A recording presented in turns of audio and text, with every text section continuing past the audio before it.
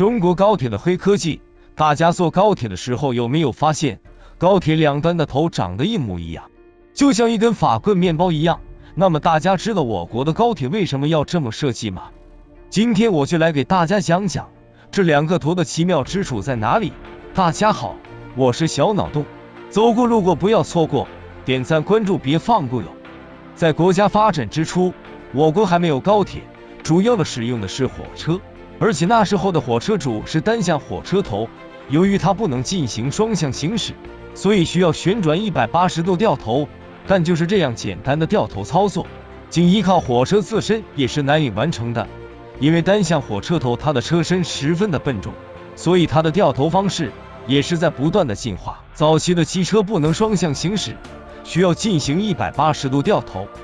火车头非常笨重，要完成华丽转身并非易事，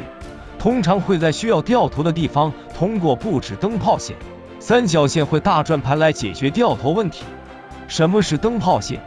就是火车绕一个大圈，又称单向循环线，列车直接掉头而无需转轨，甚至无需停车。灯泡线对旅客列车、货运列车很有用，尤其是具有单向驾驶台，灯泡线可以帮助其完成换向。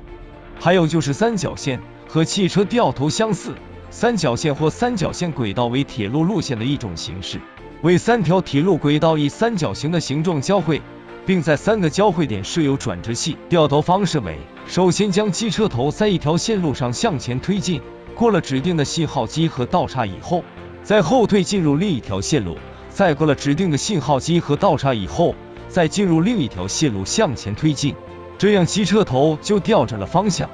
第三就是转盘原地转圈圈，将把火车头行驶到转盘上，转盘旋转半周后再驶离转盘。转盘是掉头最节省土地使用，但存在一定的安全隐患。在国家发展起来后，大多数火车都是双向火车头了，而这类火车由于可以进行双向行驶，所以它们的掉头就比较简单，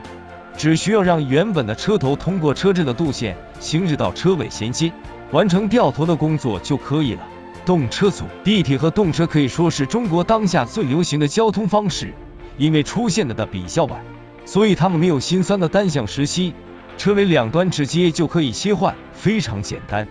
其实我国工程师最开始其实是打算借鉴欧美国家名叫大转盘的掉头方式的，是一种可以旋转的圆形的机械转盘装置，它的中央有一条轨道，当列车到站时，车头会与车厢分离，然后通过这条轨道向大转盘行驶。进入大转盘后，车身一旋转就可以改变车头方向，而且这种方式可以全方位的360度无死角旋转，从而可以精确的调转方向。我国工程师看上了这种方式的精确性和安全性，可是几番试验过后发现这种模式在我国并不适用。首先就是浪费土地资源，虽然确实提高了掉头的安全度和精确度，但是依然不符合我国铁路线密集的现状，根本没有那么多土地来建设如此庞大的掉头装置，并且这种掉头方式是很麻烦的，耗费时间比较长，反而不符合高铁的省时的特点。我国作为人口大国，显然不能采取欧美国家这种掉头方式，只能因地制宜，选择符合我国国情的高铁掉头方式。而这个方式对于外国人来说，那真是领先了一大截。我国高铁的车头和车尾是极为相似的，因为它也是采用双向火车头，不过这种火车头和传统火车头不一样，而是在列车首尾两端各有一个不同方向火车头，这两个火车头形似子弹头，同时两个火车头都配备了驾驶室，于是高铁的双向火车头就产生了。在此基础上，驾驶人只需要从车头走向车尾的驾驶扇就可以成功掉头了，大大提高了列车的运行效率。不同于欧美国家的掉头方式，不需要建设多余的设备来帮助掉头，也不需要因为掉头而浪费多余的时间，乘客的安全也得到了保障，可以说是一举多得，解决了以往掉头方式的弊端。除此之外，为了防止乘客因为调换位置产生眩晕，铁路部门早就已经想到了对策，他们在高铁的座位上设计了一个小机关，当高铁反向行驶时，乘员只需要踩一下座位下面的踏板，就可以将座位旋转过来，这样乘客就不会背离高铁的行驶方向了。这种火车掉头方式可要远比欧美等国家的火车掉头方式便捷多了。虽然我国在高铁的发展上起步较晚，但我国凭借精湛的技术，在短短10年左右的时间，就已经超越了欧美等国家40多年的高铁发展历程。由此也可以看出，我国的高铁技术有多么的牛掰。除此以外，我国的高铁在安全性能上也做得很好。每一次高铁运行之前，铁路的工程师都会对高铁进行检查，防止高铁在运行过程中出现隐患，并且每次都会先派出一列空车查看沿途有没有障碍物等等。而且高铁本身也具备障碍物探测系统，一旦发现前方有障碍物，就会自动实行。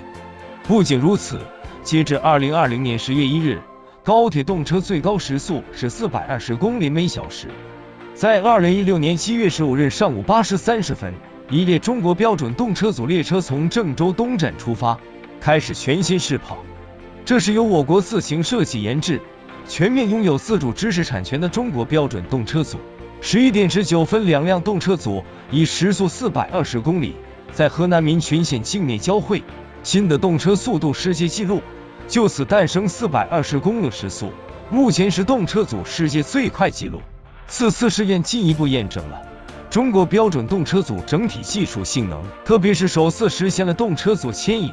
制动、网络控制系统的全面自主化，表明中国具备设计制造、满足世界各国不同需求动车组的能力。